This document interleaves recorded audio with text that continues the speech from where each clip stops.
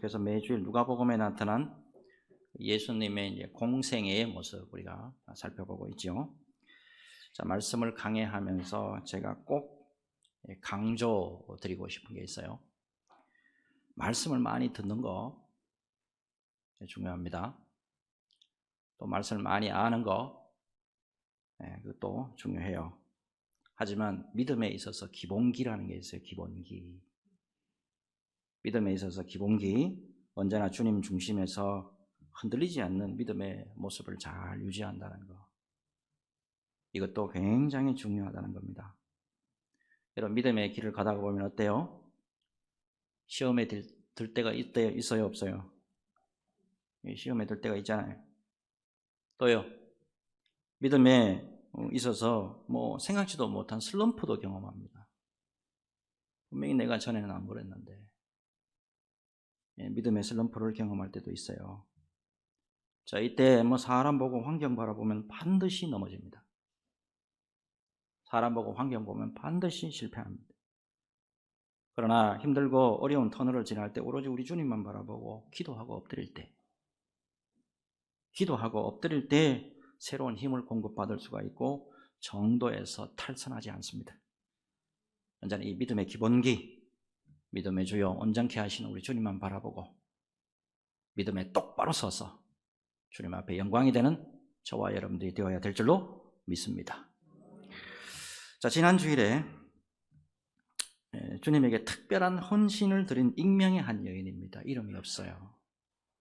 그 말씀 나눠봤는데 자기 인생에 있어서, 자기 전생에 있어서 가장 중요한 것을 주님에게 다 쏟아부었어요. 그걸로 말미암아서 어때요? 귀한 헌신이잖아요.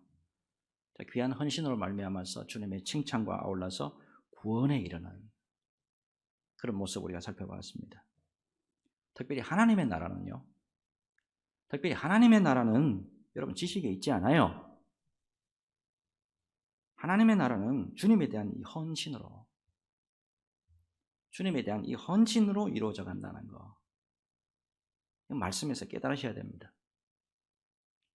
1995년부터 이제 교역자로서 정식으로 사역을 해왔습니다. 그동안 비교적 다양한 교회에서 제가 사역을 했더라고요. 보니까 완전 지하 개척교회에서 시작해가지고 또 시골교회에도 가봤고 중형교회 섬겨봤고 대형교회까지 섬겨봤어요. 무엇보다도 여러분, 어느 교회든지 교회는 특별한 헌신자들의 수고와 땀과 기도와 눈물로 세워져 간다. 이거를 꼭 기억하셔야 돼요. 개척교회에서는 그야말로 어때요? 몸도 드리고 마음도 드리고 시간도 드리고 물질도 드려야 되고 때로는요 개인 시간 없어요. 개인적인 모든 일도 그냥 제쳐놓아야 할 때가 있잖아요. 그런 헌신을 해야 되잖아요. 개척교회는 그래요. 아울러서 시골교회, 중형교회도 못지않게 헌신해야 됩니다. 그러면 대형교회, 큰 교회 가가지고는 헌신이 없느냐? 아니잖아요. 대형교회는 또 대형교회 가가지고 헌신이 필요하더라고. 자, 그런 주님을 향한 헌신 위에, 성도들의 헌신 위에 우리 하나님의 교회가, 주님의 교회가 든든히 서 나간다는 사실입니다. 자, 그 가운데 특별한 것을 제가 목격을 했는데, 주님께서 교회를 향해서 헌신하는 분들요, 주님께서 교회를 향해서 헌신하는 분들을 어떻게 대우하시느냐? 주님의 교회에 헌신한 가정과 성도들에게 영적이고 물적이고 인적인 은혜의 열매가 반드시 맺히도록 하나님께서 역사해 주시더라는 거예요. 여러분, 우리가 교회를 향해서 또 주님을 향해서 헌신하는 거, 우리 주님이 반드시 기억해 주시고 은혜의 열매로 되돌려 주신다는 것을 믿음으로 받으시기를 바랍니다. 우리의 헌신을 통해서 주님의 나라가 든든히 세워진다는 거 꼭 기억하시고, 언제나 헌신의 자리에 서 있으면 주님이 함께 하십니다. 헌신의 자리에 있으면 언제나 주님이 능력으로 함께 해주십니다. 헌신의 자리에서 언제나 승리를 맛보며 살아가는 우리 주의 백성들 다 되시기를 주 예수님의 이름으로 축복합니다. 자, 이제 본문으로 들어가 보죠. 자, 예수님이 가버나움에까지 나사렛 이어서 가버나움에 이르기까지 1차 이제 갈릴리 순회 전도를 이제 다 마치셨고, 이제 그 다음에 오늘부터는 2차 갈릴리 순회 전도로 들어가시는 모습이에요. 자, 오늘 말씀에서 예수님의 특별한 3가지 모습이 드러납니다.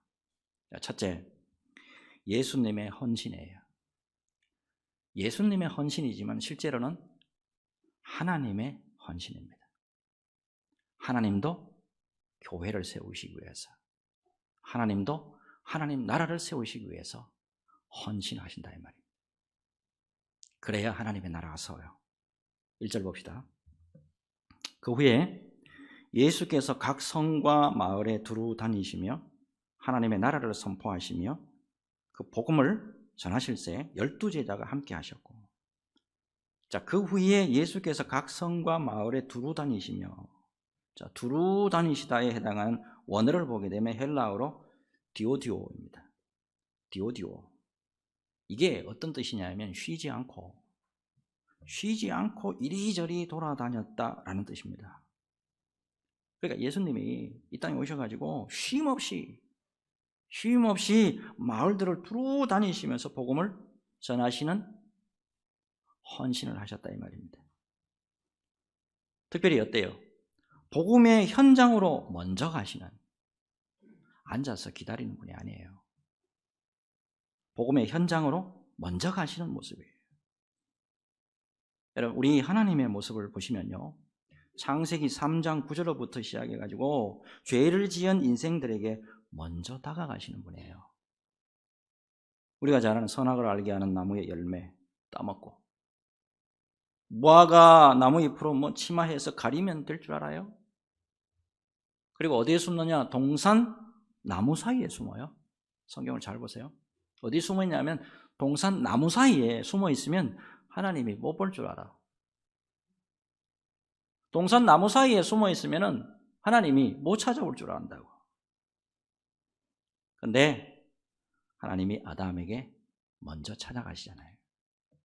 자, 무슨 말씀 주시죠? 창세기 3장 9절에 여호와 하나님이 아담을 부르시며 그에게 이르시되 네가 어디 있느냐? 네가 어디 있느냐? 하나님이 모르시고 부르십니까? 네가 어디 있느냐? 여러분, 이후에 단 한 번도 이 범죄한 인생이란 사람들이 말해요, 하나님 앞에 먼저 나와가지고 하나님 저희들이 득죄했습니다. 하나님이여 저희들이 죄를 지었습니다. 용서하여 주시옵소서. 먼저 이렇게 나온 점이 한 번도 없었어요. 전부 하나님이 다가가셔야 돼요. 성경을 다시 한번 보라고.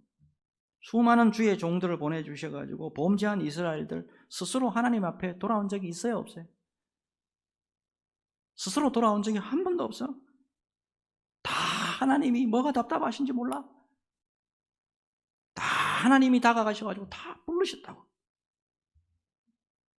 성육하신 하나님이신 예수님이 이 땅에 오셔서도 마찬가지예요. 예수님이 먼저 죄인들에게 먼저 다가가신단 말입니다. 놀랍게도 우리 예수님이 죄인들이 있는 현장에 직접 다가가셔가지고 복음의 말씀을 증거하시고 구원의 자리로 초청해 주셨다는 거예요. 결국 여러분, 주님의 제자들인 우리하고 우리 교회의 사명이 뭔가, 이건 이제 다시 드러나는 거예요. 여러분, 복음의 현장으로 예수님처럼 먼저 다가가야 된다는 거예요. 여러분, 오늘날에 교회 안에 자꾸 갇히려 그래요. 말씀 좋아요, 그래. 말씀 안에 자꾸 갇히지 말고 밖으로 나가야 된다는 거는, 그거는 왜 말 안 하느냐 말이야. 무엇보다도 여러분, 근데 이 복음의 현장으로 나아가면은 하나님이 놀랍도록 역사해 주신다는 사실이에요. 누가복음 10장을 보시면 예수님이 70명을 따로 세워요. 12명도 아니고 70명을 따로 세운다고. 따로 세워져가지고 예수님이 가시려고 하셨던 곳, 예수님이 원래 가시려고, 당신이 가시려고 했던 그 지역으로 이 사람들을 보낸다고. 자, 놀랍게도 70명의 전도자들이 현장에서 돌아와서 이렇게 보고하잖아요. 누가복음 10장 17절에 70인이 기뻐하며 돌아와 이르되 주여, 주의 이름이면 귀신들도 우리에게 항복하더이다. 이와 관련해서 제가 잘 아는 목사님 두 분을 소개해 드릴까 하는데, 첫 번째가 제 선배 목사님이에요. 저와 함께 18년 전에 2년 동안 한 교회에서 동역했던 분이에요. 이분에게는 목사로서 다른 분에 비하면 굉장히 큰 장점이 많았던 분이에요. 우선 설교 말씀을 전가할 때 굉장히 특별한 감동 감화가 있는 분이었어요. 또 강의를 하잖아요. 강의를 하면 특유의 가르치는 은사가 빛나 보이는 분이기도 했습니다. 하지만 이게 장점이 있으면 어때요? 단점과 약점도 있잖아요. 근데 이분이요, 뭐가 좀 약했냐면 기도하고 현장에서 전도하는 거. 기도하고 현장에서 전도하는, 이 소위 말해 야전에서 좀 약했습니다. 제가 아는 한 우리나라에 있을 때 많은 분들을 위해서 기도해드리는 거 봤거든. 특별히 병자를 위해서 기도해드리면 거의 낫는 모습이 없었습니다. 근데 이분이 어느 날 갑자기 사역에 변화가 생겼어요. 그리고 모 나라입니다. 요즘에는 이게 나라 이것도 이렇게 좀 잘 밝힐 수가 없어요. 워낙 이렇게 뭐 안 좋은 사람들이 많아가지고. 모 나라로 선교 사역을 떠나게 됐는데, 한국에서 담임 목사가 될 거라고 저는 생각을 했는데 전혀 뜻밖의 해외 선교사로 떠나게 된 거예요. 근데 놀라운 거는 한국에 있을 때는 병자를 위해서 기도하거나 악한 영에 시달리는 사람을 위해서 기도하면 전혀 표적이 안 나타났는데, 이분이 해외 선교사로 딱 가가지고 사역을 하자마자 놀라운 표적들이 많이 나타났다고 자기가 자기 입으로 말하더라고. 한국에 계실 동안에는 뭐 기도도 부족했고 전도도 부족한 편이었는데, 해외 선교를 딱 나가 보니까 안 그렇잖아요. 기도 안 하면 안 되잖아요. 기도 안 하면은 모 나라 같은 경우는 공안들에게 잡혀갑니다. 추방당하잖아요. 잘못하면 죽을 수도 있다 이 말이에요. 현장에 나가서 전도 안 하고 선교할 수 있습니까? 못 하잖아요. 자, 어쨌든 현장에 나가가지고 목숨 걸어놓고 전하고 기도하고 하니까 그 자리에서 말씀 듣는 가운데 병자가 막 나왔고 귀신이 막 소리 지르고 나가고 하더라는 거예요. 복음의 현장입니다. 여러분, 사역의 현장에 나갈 때 하나님의 크신 권능의 손을 경험할 수가 있다고. 또 한 분의 목사님이 계신데요, 제 후배 목사예요. 2007년도에 제가 부목사로 교회 섬길 때 3년 같이 있었습니다. 이분은 근데 특이한 분이에요. 아니, 목사가 주로 보면 뭐 전도에 뭐 달란트가 있든가, 뭐 설교에 달란트가 있든가, 뭐 신방에 달란트가 있든가, 뭐 그래야 되잖아요. 근데 그것보다는 어디에 달란트가 또 은사가 많았나 하면 그 교회 음향하고 그 영상 만드는 거 있잖아요. 이거에 특출한 사람이야. 또 특별히 거기다가 뭐 성실한 것도 아닌 것 같고, 뭐 건강한 것도 아닌 것 같고, 뭔가 딴 사람에 비해서 다른 영적인 은사가 뭐 탁월한 것 같지도 않았어요. 그런데 하나님의 역사가 참 희한하죠. 그 교회에 이제 같이 사역하다가 큰 오해가 발생합니다. 그래서 교회에서 쫓겨나듯이 사임하게 됐고, 생각지도 않는 모 처에 가가지고 교회 개척하게 됩니다. 저하고 사역할 때는 특별히 뭐 전도나 설교에 있어서 큰 은사가 나타나지 않았던 분인데 2010년입니다. 사모님하고 경기도 모 지역입니다. 깊숙한 곳에 사람도 별로 없는 곳이에요. 개척교회로 이제 섬기는 가운데 특별한 은사들이 나타났던 것 같습니다. 사모님하고 개척 멤버가 사모님하고 딸 둘이인데 연년생이에요. 그때 8살하고 9살. 그 네 분이 이제 개척한 거예요. 무엇보다도 일단 개척했으니까 전도해야 되는 거잖아요. 그 전도에 이제 힘을 쏟자 이래가지고 열심히 이제 기도만 하고 전도하러 나갔는데 놀랍게도 교회에 한 사람씩 두 사람씩 채워지는 역사가 있습니다. 앞에서 말씀드렸죠. 이 목사님하고 사모님하고 특별하게 뭐 말씀의 은사가 있고 특별한 영적인 뭔가가 파워가 있느냐? 없는 분이에요. 근데 10년 지났어요. 아무도 없는 소위 말해서 맨 땅에 헤딩한 거예요. 100명 넘어갔습니다. 작년에 교회 건축까지 했어요. 어제 통화를 했는데 아주 여유롭게 형님 행복하게 목회하고 있습니다. 약간 뭐 거들먹거리더라고. 여러분 결국에 목회하면서 깨닫는 게 있습니다.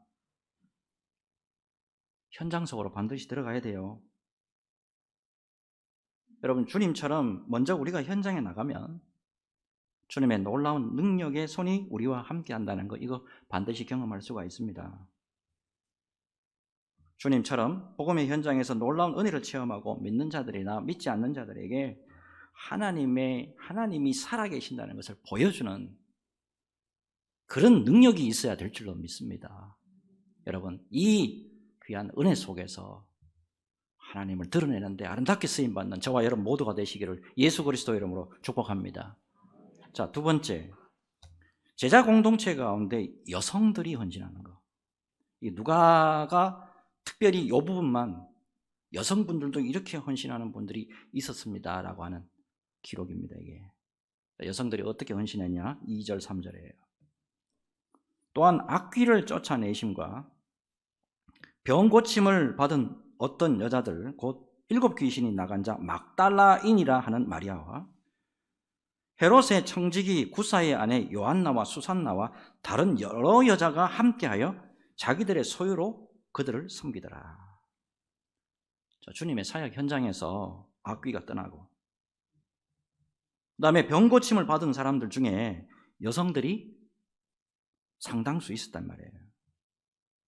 제일 먼저 언급된 사람이 막달라인 마리아입니다. 막달라 이건 뭐냐면 어떤 분은 농담으로 그러다 막 달라 한다고 이렇게 하시는데 그게 아니고 막달라 갈릴리 호수 맨 서쪽에 있는 작은 마을이에요. 자, 특별히 이 막달라 마리아는 7 귀신이 들렸다가 예수님으로부터 고침받았네요. 여러분 7 귀신 들렸다. 그러니까 아주 심각한 상태예요. 이게 이미 죽어 있는 거예요. 그런데 예수님에 의해서 온전케 된 다음에 신실하게 믿음으로 헌신했던 대표적인 여인이 바로 이 사람이에요. 부활하신 예수님을 누가 제일 먼저 만났냐? 막달라 마리아 아닙니까? 이어서 3절 보니까 헤롯의 청지기 구사의 아내 요한나라고 나오죠. 자, 이때 헤롯은 헤롯 안티파스를 말합니다. 예수님이 태어나실 때 죽이려 했던 헤롯 대왕의 아들입니다. 자, 이 헤롯의 청지기라는 말은 부와 권력을 소유한 막강한 자리입니다. 남편이 굉장히 막강한 자리에 있다 이 말입니다. 자, 그럼에도 불구하고 예수님을 놀랍도록 바로 가까이서 섬겼다 기록하고 있습니다. 이어서 수산나라는 여자도 나오죠. 수산나, 평범한 여인이었던 것 같습니다. 그리고 다른 여인들도 함께 있었습니다. 이들이 모두 함께해서 자신들의 소유로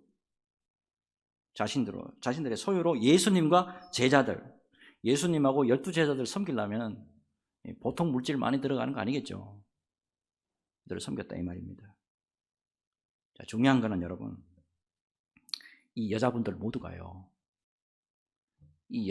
모두가 주님의 은혜를 받았는데 모두가 체험적인 신앙을 가진 사람들이라는 거예요.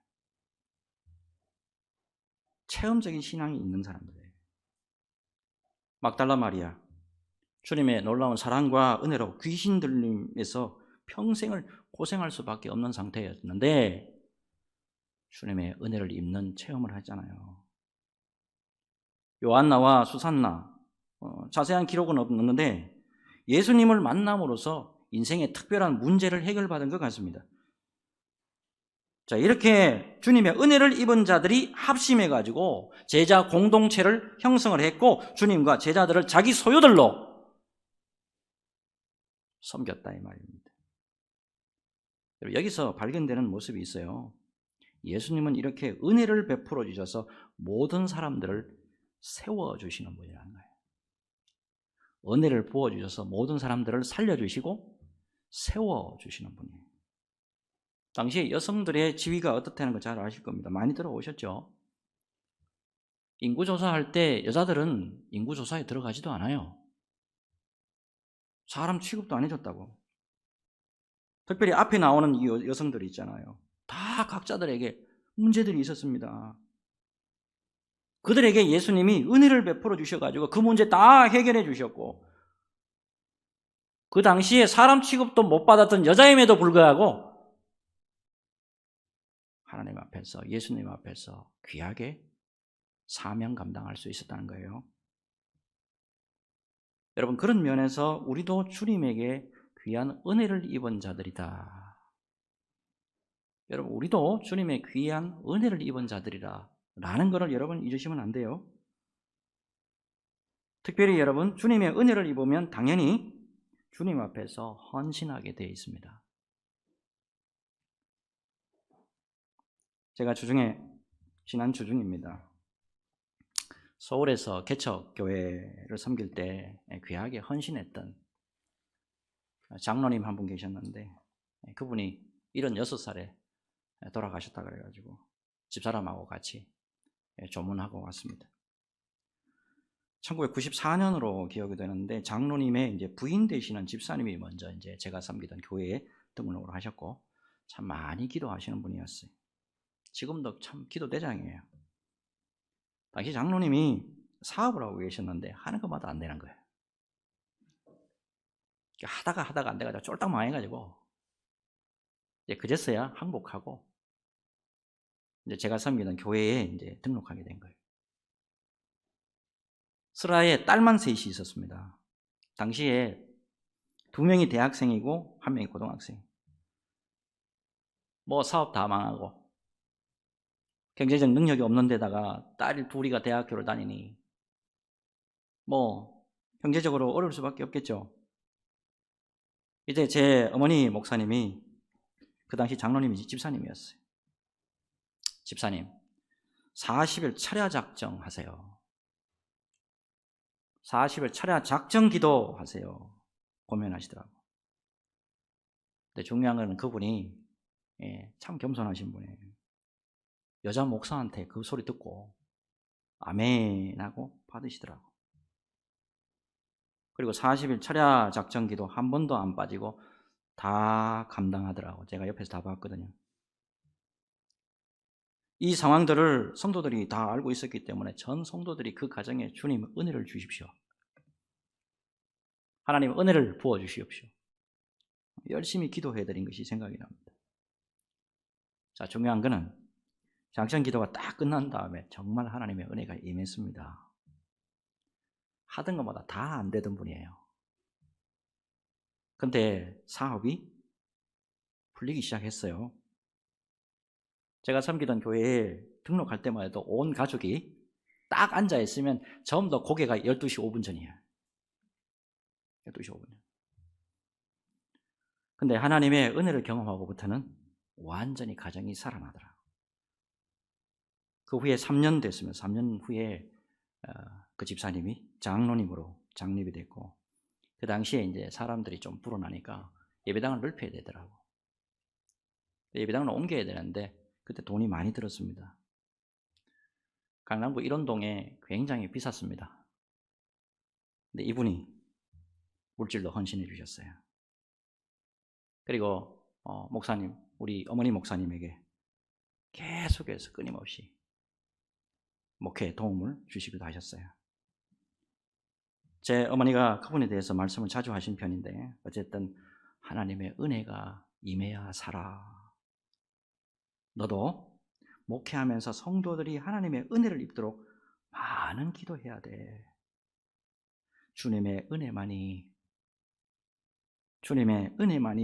성도들을 살린다. 이번에 장로님 부인 되시는 분하고 자녀들 오래간만에 만났어요.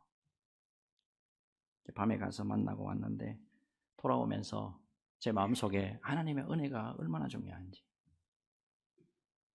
하나님의 은혜가 얼마나 중요한지 다시 새삼스럽게 깊게 깨닫고 돌아왔어요. 여러분, 오늘 본문에서 우리가 분명히 확인할 수 있는 것과 같이 우리 주님은 은혜를 베풀어 주셔서 모든 사람들을 세우시는 분이에요. 여러분, 우리 주위에 예수 안에 있으면서도 뭔가 자꾸 메말라, 그리고 뭔가 자꾸 힘들어하고 불평하고 원망하고 짜증스럽고 그런 분들이 많아요. 의외로. 때로는 어때요? 믿지 않는 사람들이 우리를 막 심하게 대하기도 합니다. 왜 그러냐? 결론은 이거예요. 여러분, 모두가 하나님의 은혜를 받지 못하니까요. 주님의 은혜를 받지 못하니까. 은혜를 받되 충만히 받으면 절대 이런 현상 안 생겨요. 여러분, 우리 주위 사람들에게 주님의 은혜를 입게 하는데 아름답게 쓰임받는 저와 여러분들이 되었으면 합니다. 여러분, 특별히 마음과 정성을 모아서 힘있게 기도할 때 주님의 은혜가 임할 줄로 믿고요. 주님의 은혜를 입을 때 귀한 헌신의 모습도 나타난다! 라는 것도 새겼으면 좋겠습니다. 말씀 깊이 새기시고 주님의 은혜가 우리 교회와 가정 그리고 우리 모두에게 임하도록 뜨겁게 기도하는 저와 여러분들이 되었으면 합니다. 풍성한 주님의 은혜가 저와 여러분들에게 넘치시기를 주 예수님의 이름으로 축복합니다. 자, 마지막으로, 자, 우리 잘 아시는 말씀이죠. 예수님의 씨 뿌리는 사람의 비유입니다. 4절을 한번 보세요. 4절을 보면 청중이 누구예요? 각 동네에서 지금 말씀 막 들으려고 막 주님에게 몰려옵니다. 큰 무리예요. 이 사람들이 청중이에요. 자, 이어서 예수님의 비유 말씀이 선포됩니다. 자, 복음을 받아들이는 사람의 마음 상태, 복음을 받아들이는 하나님의 말씀을 받아들이는 주의 종의 말씀을 받아들이는 마음의 상태, 네 가지로 소개하고 있잖아요. 5절, 길가 같은 마음이죠. 6절은요, 바위 위 같은 마음이에요. 바위 위. 7절에는요, 가시떨기 속과 같은 마음이에요. 8절에요, 좋은 땅. 이 비유의 말씀은 하나님의 말씀을 듣는 자가 어떤 마음의 자세를 취해야 되느냐 알려주는 말씀이에요. 11절부터 예수님이 친히 다 풀이해 주잖아요. 자, 결론이 뭡니까? 15절이죠. 자, 같이 읽겠습니다. 15절 같이 읽습니다. 시작. 좋은 땅에 있다는 것은 착하고 좋은 마음으로 말씀을 듣고 지키어 인내로 결실하는 자니라. 아멘. 길가와 같은 완악한 마음으로 말씀을 듣잖아요. 그러면 당연히 마귀가 와서 다 뺏어가 버립니다. 그럼 구원 못 받아요. 바위 위와 같은 마음으로 말씀을 받을 때 잠시 기쁨으로 받아요. 근데요, 뿌리가 깊지 못하니까 시련이 오면 바로 넘어져요. 가시떨기 속과 같은 그런 마음이면 어때요? 이생의 염려와 재물과 향락 때문에 온전히 결실 못합니다. 결국에 착하고 좋은 마음으로 말씀을 받아야 한다는 건데, 착하고 좋은 마음이라는 게 이게 어떤 걸까요? 진리에 대한 흡수력이 강한 마음 상태를 말합니다. 스폰지. 말씀 주시면요, 그대로 좀 받아들이세요. 딴 목사 말은 그렇게 잘 들으면서 담임 목사 말은 왜 그래 안 들어?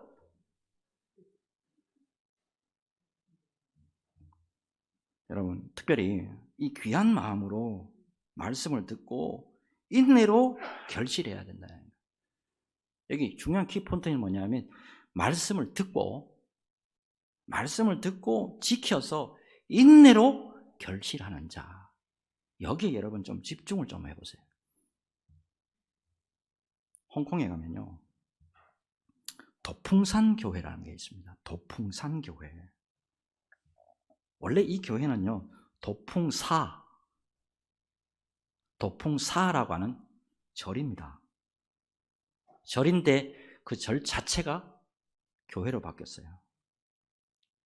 1890년에 노르웨이의 칼 라이헬트 선교사님이 절에 들어가가지고, 선교사가요 밖에서 이렇게 선교하는 게 아니고 절 안에 들어가가지고 성녀들하고 같이 생활하면서 복음을 전합니다.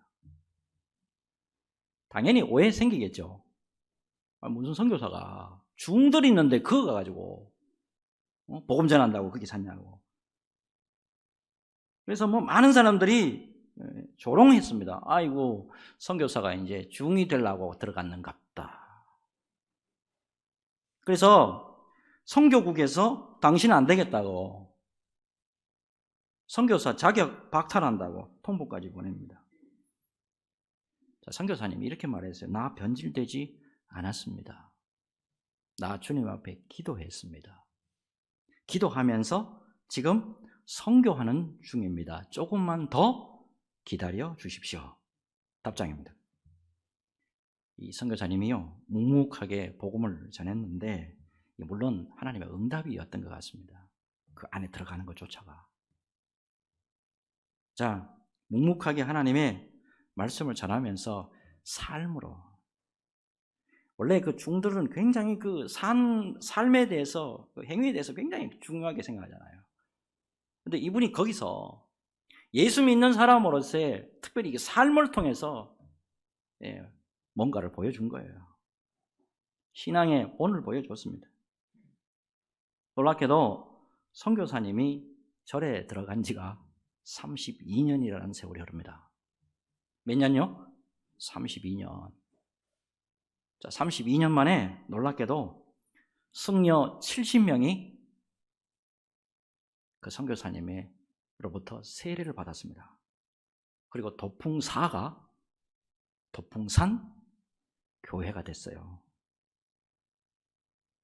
여러분, 인내로 결실해야 한다. 인내로 결실해야 한다. 이거 여러분, 우리가 이 도풍산 교회를 보면서, 그리고 이 선교사님을 보면서 우리가 좀 깨달아야 됩니다. 목회에 결실이 없다고 낙심할 때가 있습니다. 성도들 또 중에도 신앙생활 가운데 열매가 없다고 낭망할 때가 있습니다. 목사님, 20년 동안 기도했습니다. 목사님 30년, 40년, 지금 50년째 기도하고 있습니다. 너무 낭망이 되고 너무 절망이 됩니다. 자, 그러나 말씀을 지키어 인내로서 결실하는 자, 이거를 꼭 기억하세요. 특별히 갈라디아서 6장 8절에서 9절, 이거 다시 한번 볼게요. 갈라디아서 6장 8절 9절을 보면, 자기 육체를 위하여 심는 자는 육체로부터 썩어질 것을 거두고 성령을 위하여 심는 자는 성령으로부터 영생을 거두리라. 우리가 선을 행하되 낙심하지 말지니 포기하지 아니하면 때가 이름에 거두리라. 아멘입니까? 아멘입니까? 여러분, 언제나 성경은 인내하는 자를 하나님이 은혜로 도와주신다 말씀하고 있고, 그들을 절대로 잊지 않는다 말씀 주시고 있단 말이에요. 약속에 신실하신 우리 주님 바라보면서 믿음의 경주 잘 감당해서 인내로서 귀한 열매를 거두어 주님 앞에 영광 돌려드리는 우리 수원 소망교회 성도들 다 되시기를 주 예수 그리스도의 이름으로 축복합니다. 축복합니다. 우리 기도하겠습니다.